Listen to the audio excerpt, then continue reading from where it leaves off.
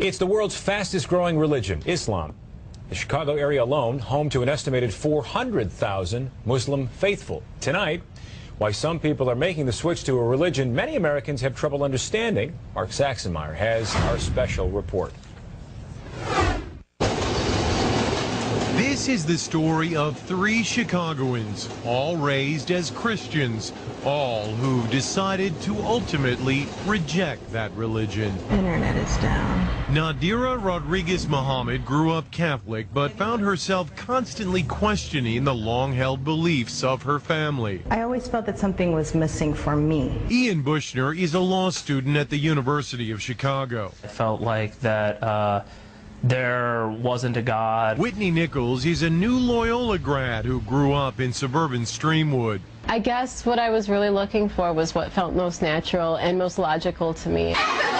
When Nadira entered high school in the mid-1990s, she became friends with a group of Muslim girls. They just had this level of contentment and a sisterhood that was, I wanted to be a part of that. Ian drifted towards the Muslim students at his high school as well. I remember defending some of my friends at school from accusations, after 9/11, and then I started reading the Quran. I said, oh, here is a form of God that I've never been presented before. After September 11, the interest actually increased. Dr. Assad Basul is professor at Chicago's Islamic American College.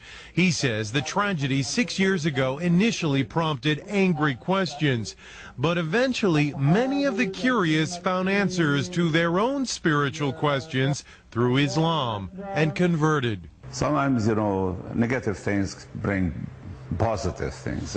In fact, according to a first-ever random sampling of American Muslims by the Pew Research Center, 21% of the nation's 2.4 million Muslims are converts to the faith. Eventually, I realized that I was looking to the Quran for advice, for direction, and at the point that you believe that the Quran is revelation from God, then you're a Muslim. The conversion has meant many changes in their lives. Ian prays 5 times a day. You'll finish a prayer and realize, I've just screwed something up. I've done something mean to somebody. Let me go back and correct that. Nadira wears the scarf, or hijab as it's called. But it's part of my character, modesty.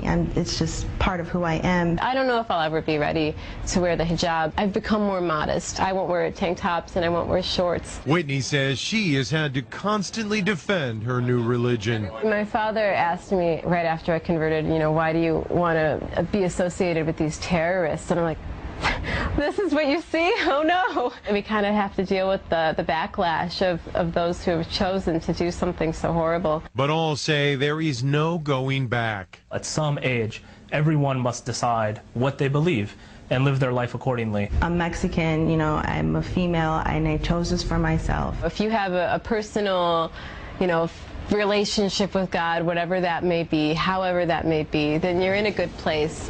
Mark Saxenmeyer, Fox News, Chicago. Now, for a longer version of this story, log on to our website, myfoxchicago.com. You can find it inside Mark Saxenmeyer's blog.